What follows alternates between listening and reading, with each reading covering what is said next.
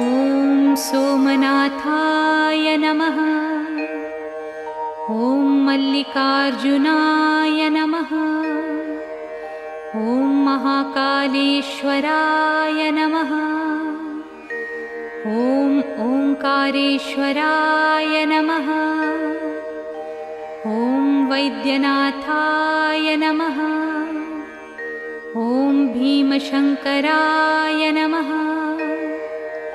ॐ रामेश्वराय नमः। ॐ नागेश्वराय नमः। ॐ विश्वेश्वराय नमः। ॐ त्र्यंबकेश्वराय नमः।